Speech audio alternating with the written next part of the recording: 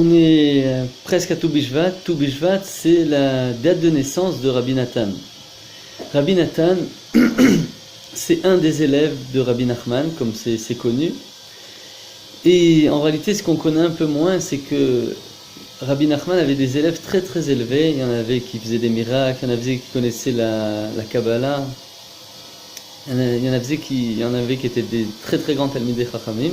Mais on entend moins parler d'eux, c'est des très grandes tzadikim.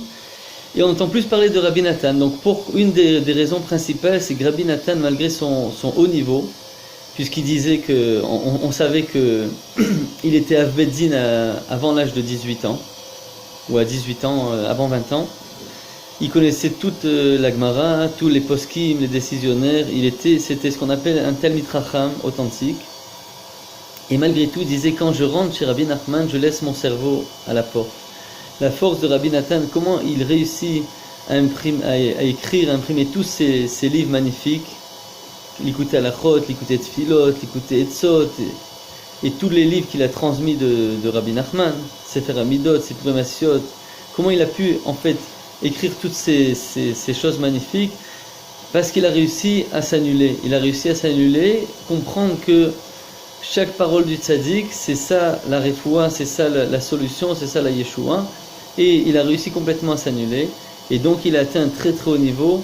Et en réalité, après toute sa chorma, tout ce qu'il savait, il a réussi à la mettre dans son étude de la Torah et dans l'écriture de ses chidushim, les nouveautés qu'il a dévoilées, dans l'Ikutei Halachot en particulier, et dans tous les livres qu'on a, Baruch Hashem.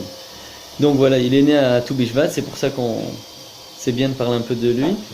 Et je vais vous parler d'une belle explication qu'on trouve dans ce livre, qui est le Chumash. Donc là, c'est Shemot en ce moment. Et donc, c'est sur la paracha qui est passée, paracha de Bo, avec le commentaire justement de l'Ikutei Halachot de Rabbi Nathan, traduit en français. Alors, il nous dit qu'en fait, le tikkun de la richesse, c'est la pauvreté. Ça veut dire comment est-ce qu'on parfait la richesse, il y a quelque chose à réparer.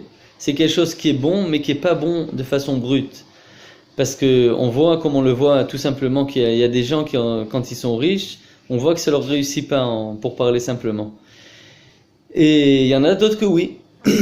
Donc en fait, il nous explique que le tikkun de la richesse, comment réparer cette richesse que Hachem veut envoyer en fait à chacun.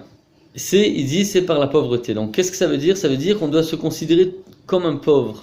Ça veut dire comme le roi David qui disait Ki ani ve'evion ani, je suis un pauvre, je suis sans rien, alors qu'il était immensément riche et qui possédait toutes les sagesses du monde. Et il avait un royaume, un palais, des serviteurs, et il se considérait comme un pauvre. Donc c'est ce qu'il nous dit Rabbi Nathan, il faut se considérer tout le temps comme un pauvre, parce qu'on dit que même un tzaddik n'arrive pas à faire son devoir de façon parfaite. Il n'y a pas de tzaddik qui ne faute pas.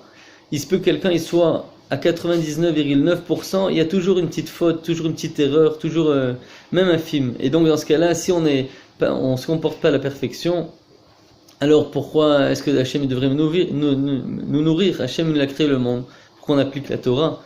Donc si on l'applique pas comme il faut, il se peut que je mérite pas ce nom d'homme. Et donc dans ce cas-là, pourquoi Hachem me donnerait à manger? Parce qu'Hachem, on dit qu'il nourrit le monde avec bonté.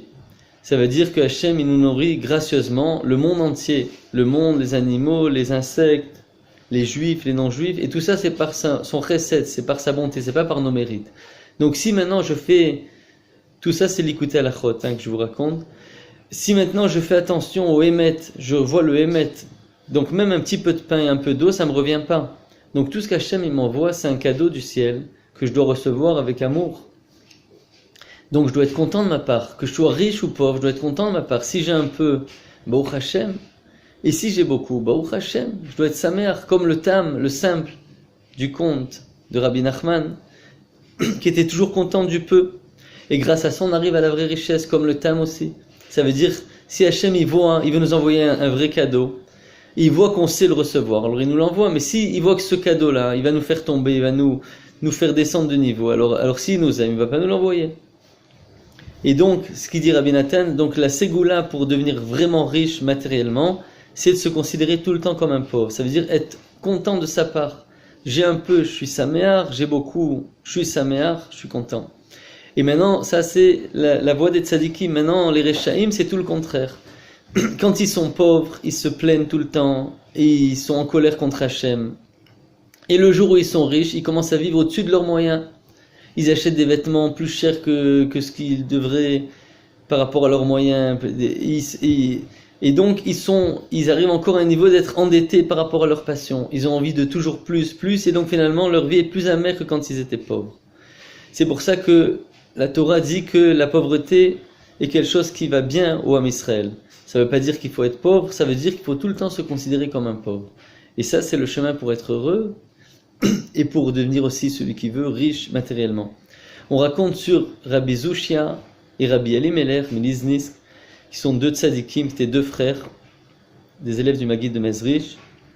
Et donc, ils avaient, une des dissensions qu'ils avaient, les deux, c'est que un, il disait qu'il faut servir Dieu dans la richesse, et l'autre disait qu'il faut servir Dieu dans la pauvreté. Et à la fin de leur vie, chacun a approuvé les paroles de l'autre. Un, il a dit, c'est toi qui as raison, et l'autre, il a dit, c'est toi qui as raison.